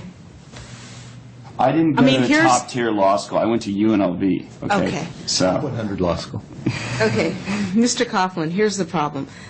The State Bar is asserting that you misrepresented the outcome of the academic dishonesty investigation and the evidence supporting that position. At this point, it's not really relevant in terms of, where he spent his vacation and what he spent his vacation. It's whether you misrepresented the outcome. Right. So I would suggest that you focus on the outcome. okay.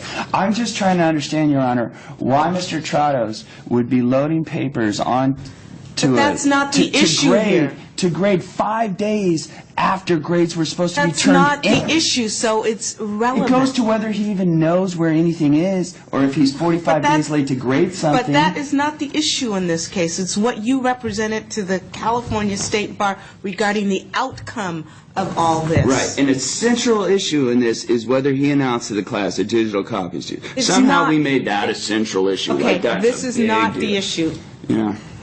okay? Okay. So at some point in the semester, you decided, this is the semester that ended July 15th. The point is, okay, I'm asking, I will ask the question. what's the question? At some point in the semester that ended July 15th, this has got to be a couple months beforehand, right? You said, you know what? Sometime September, October, I'm going to go to San Diego, so I need to load these papers onto so I'm going to announce this to the class sometime in like July? That you might go on a trip in September? What's the next Objection question? relevancy. I'm asking you if that's what happened. No, it's not, Zach. Okay, please explain to me, Mark. The class is going on. As the papers get nearer, I remind the class several times that the papers are due. That's going to be 40% of the grades. I want them in both paper form and in digital form. The interesting thing here is the paper form was never turned in, and that's the point we were trying to make. Question, Your Honor. Paper form was turned And in. what's the next question? No, I'm sorry. I didn't. Go ahead. Finish answering the question. was the question. Object to someone's answer. Well, okay. I'll ask you the question again. No, I don't Ask want to and hear answer. the But question he didn't again. answer it. He was explaining his answer. I think you really don't understand what the point of this hearing is, and I think you're not getting it. The point is that it is alleged that you misrepresented in the application that it was completely resolved in your favor. You need to focus on that issue as opposed to attacking Professor Trottis. It's not helping your case. Okay. Okay. It's clear there was some misunderstanding. Okay. Point taken, Your Honor.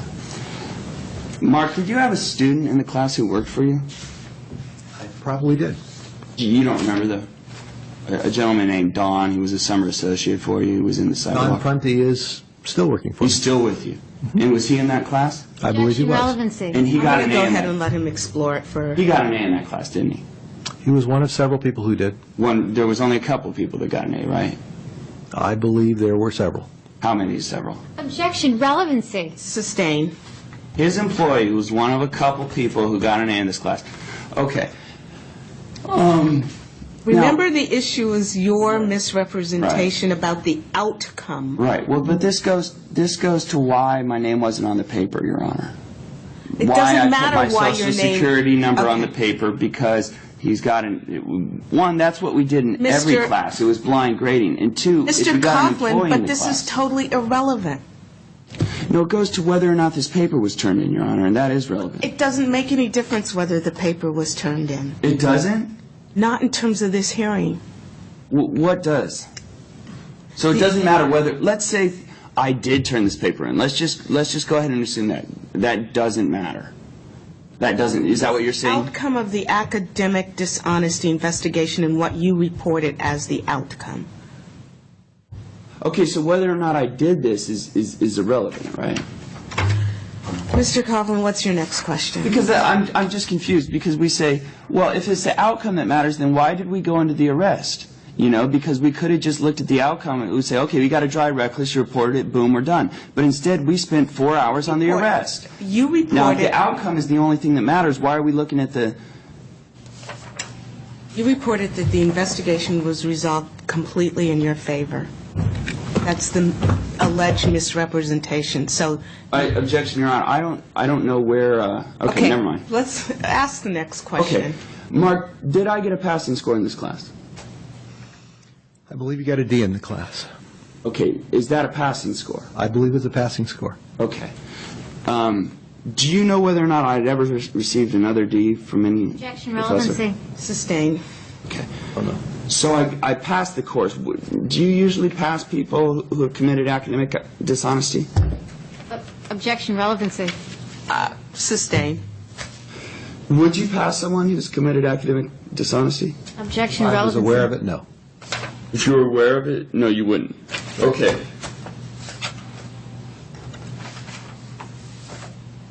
Why did you pass me in this course? I'm not the person who sits and judge. You don't give the grade, the pass-fail grade? Please let correct. him explain. Okay, because that's a new one to me. I Okay, thought the the question professor did is good. why did he pass you? If you would Yeah. allow him to answer the question. Yes, Your Honor. Zach, I took at Yes, Mark. face value your representations that And I have some questions about Okay, that. please Go ahead. don't interrupt. I took at face value your representations that even though you had written your paper on a computer, and even though your computer was still available to you, and even though I had offered to pay to have the paper retrieved from your The computer, one file, not the whole... Please do not interrupt, Oh, I'm sorry, Your okay? Honor. Go ahead. you were unwilling to do that for some reason. I took that at face value, had nothing to do with the fact that the computer itself might not have contained it. I took at face value your submitting materials to me, and I graded the materials you submitted to me. I thought it was highly unlikely to be... I'm sorry, your objection, Your Honor, relevancy. The question was, why did you pass me, right? So I don't... Yes, and he's given an explanation. Please continue rambling. with your explanation. I took your representations to me at face value. I gave you a grade in the class. I doubted sincerely your explanation, but I did not sit as a judge. Is that your answer? I think that's my answer. For why you passed me in this course? I did not sit as a judge. That's your answer. That's my answer. You had a... Is that all one needs to do, is not have you sit as a judge to pass your course? Okay, I'm going to... Objection, It's argumentative. argumentative. I'm going to sustain it. Let's move on So- to the next question.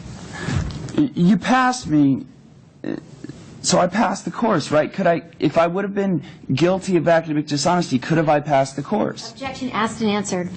I wasn't involved in evaluating whether you were engaged in academic dishonesty.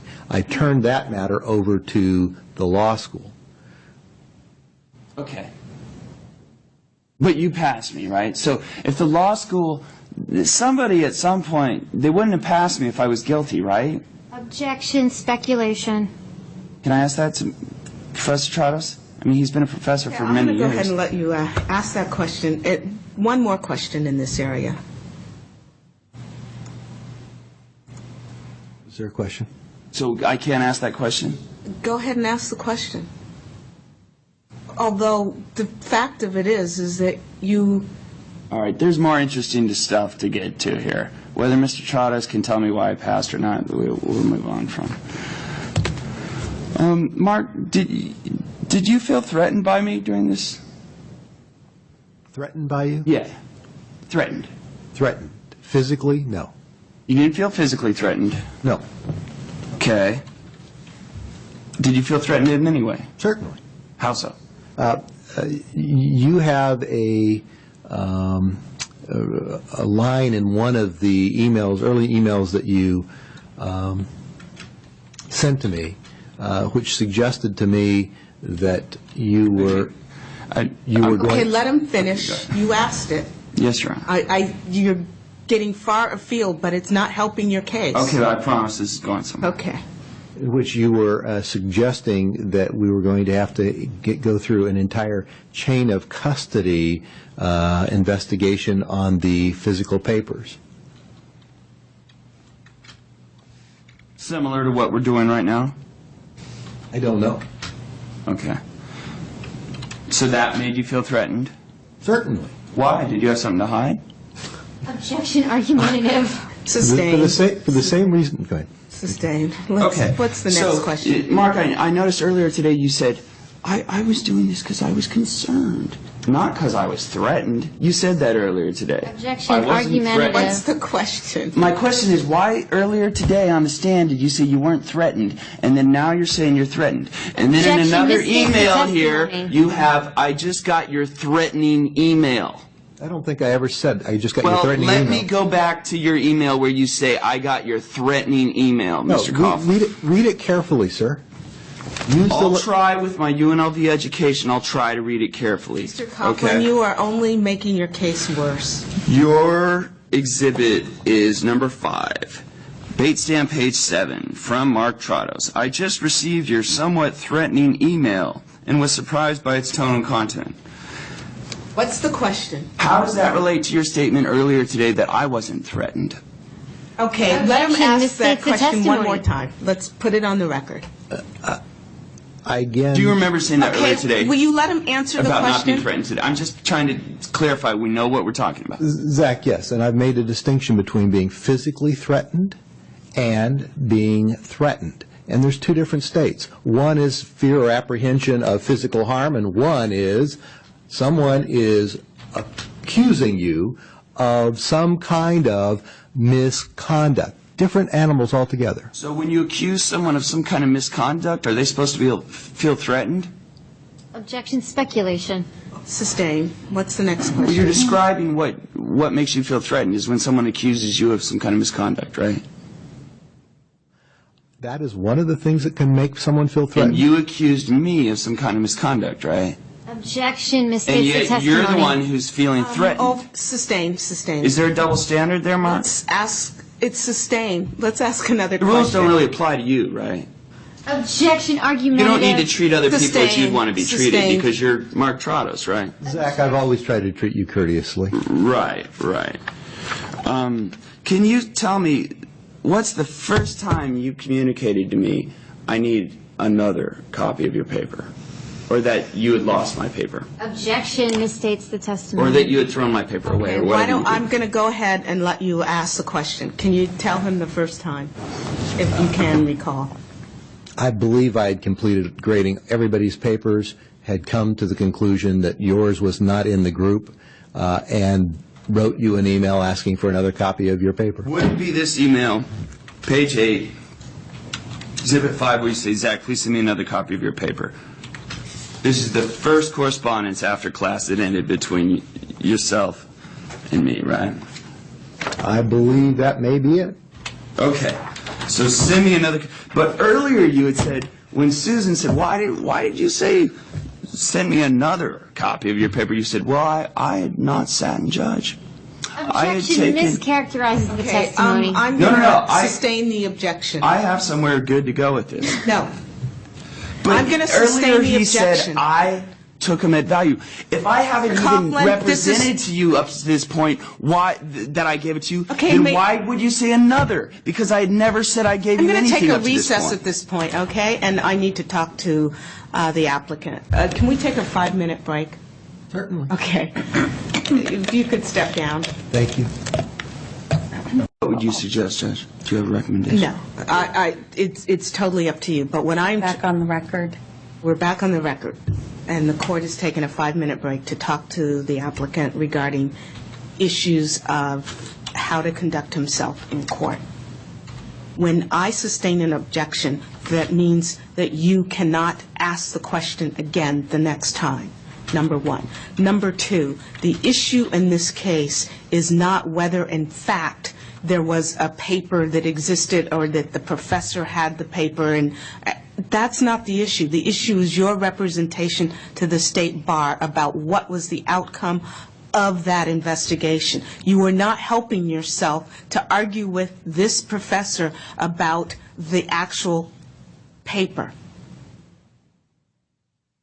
The State Bar has alleged that you said it was completely resolved in your favor. There's some information that they're saying it wasn't resolved, that there was a formal letter of warning. That's really the issue, not all this other Okay.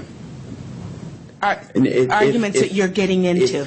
You would do best to let him go, frankly. It has nothing to really do with this. Okay.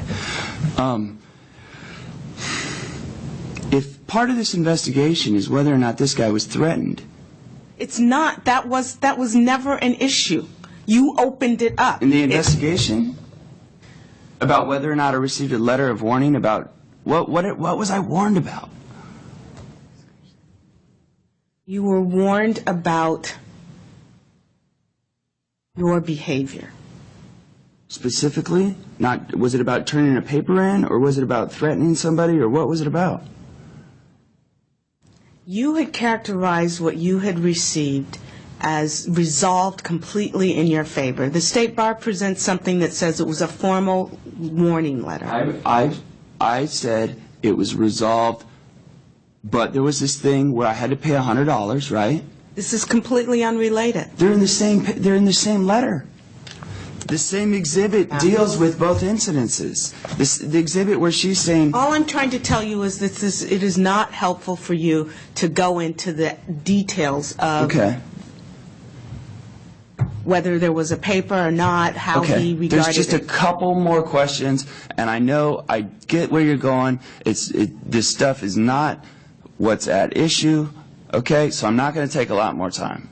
Little more time with Mr. Trottis. Okay. So let's have Mr. Trottis come back in But, and conduct Your Honor, yourself for the sake of this trial, if we could just take a second. If that is the issue, how I characterize this investigation, and their whole evidence consists of this one piece of paper where the guy says this is a informal letter of warning, or he says it's a formal letter of warning and an informal letter where it's, okay, so then we really need to focus on that stuff, right? Because that's confusing, right? And that has nothing to do with Professor Trottis. But who are they saying I threatened if it wasn't Mr. Trottis? That's what I don't... If we could just look at exhibit, whatever it is that's his formal letter. What exhibit is it? I want to say off the top of my head it's 57, Yeah. but I'm not It entirely might be sure. 53. 53 or 57. I think it's 53. Yep, 53. 53, I apologize.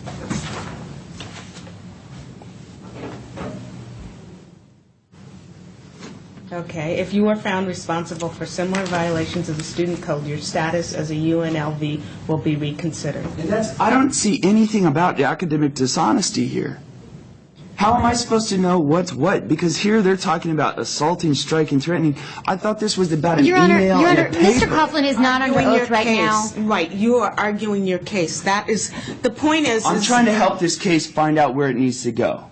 Okay. No, you're not helping it. You're widening it. I won't argue my case, but if this paper is, if the nexus is as you said, if the key inquiry is as you say, how I reported the resolution of this academic dishonesty investigation, and this is their star witness in that, and what they're coming, the other thing they're coming with is my statements in my application which say, okay, yeah, I had to pay $100 for moving this computer, and and then my, What you have done is made it much broader than it ever was. Their argument is that you misrepresented. They showed Exhibit 53. That's it. okay, well, if you can explain to me what Exhibit 53 is talking about, maybe I could understand. But I don't know if they're talking about Mark Trados. I don't know who they're talking about threatening. I don't know if they're talking about a paper thing or what, you know? All I'm saying is If you can tell me, if I'm acting stupid on purpose, tell me. I'm not Because saying you're acting If you can stupid. read this and tell me that, great, but I can't understand what they're saying. You know, because I don't think they really know what they're saying. I don't think they Your have Honor, okay. Mr. Coughlin is not under oath right now. He is basically making a closing argument.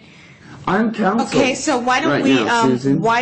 I'm not a witness right now. I'm opposing counsel, and we're talking about this case. Okay, so why don't we call Professor Trados back in and proceed with cross-examination? I've told you what the issues are, and you need to confine yourself to the issues and not widen this case. Yes, Your Honor.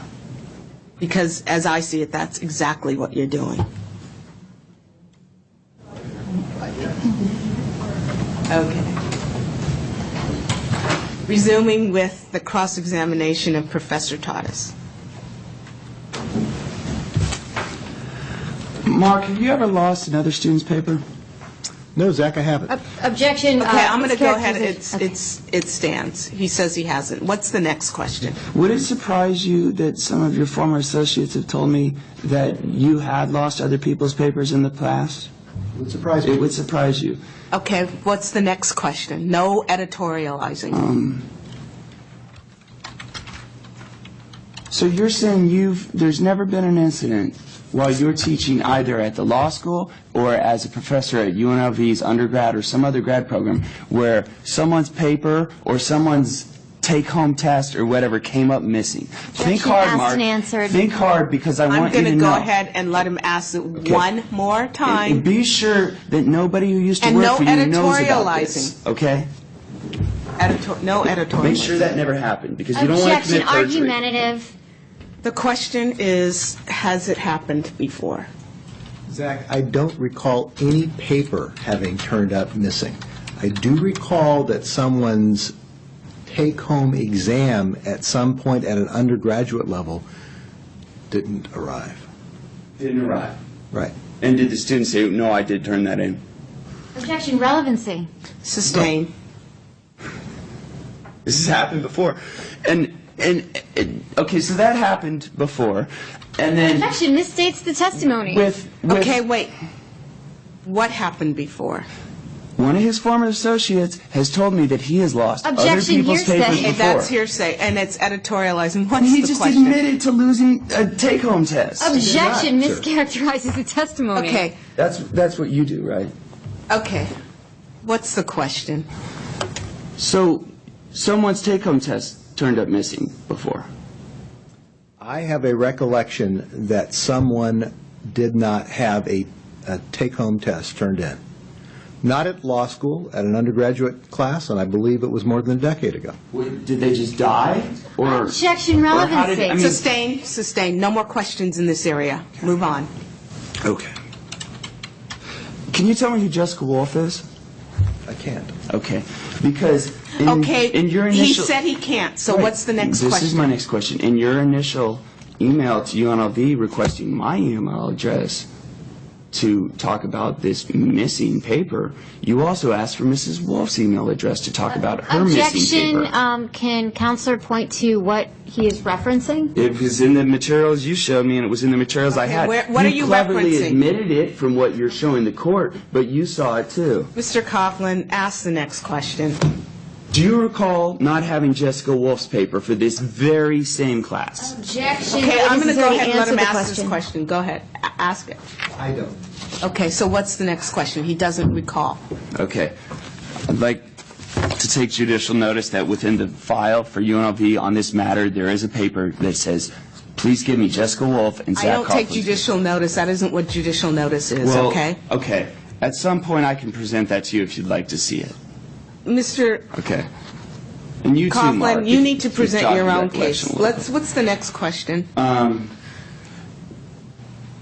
So, Mark, were you involved at all in this investigation? Because it. Okay, just ask, Okay. were you involved Were you in the involved in it? investigation? No, I wasn't. Okay, How what's can the they next investigate? question? How can you tell me? Does that bother you not to be involved in an investigation when you brought it? I didn't bring it. I turned over my electronic communications that I'd received from you. That was. I wasn't bringing it, right?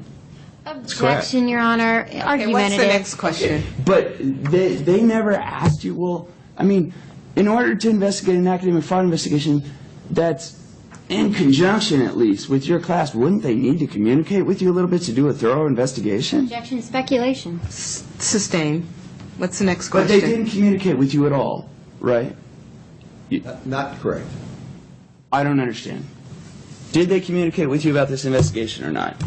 They asked me to give them all of the materials in my files. Okay. Next question. And did you discuss any other communications we had? What other communications we had? I don't know. Did we have other communications or were they all in these emails? I believe the only communications that we had were in fact either in the emails or subsequently you called me telephonically. When was that? You called me some months, many months later, told me you went through a 12-step program and apologized for your conduct. That was many months. Was it years later? May have been years later. Was it? Okay. So what's the next question? So that call really didn't have much to do with, like, you know, you couldn't have turned that over to them. And I object to your characterization of that call because it's Okay, inaccurate. next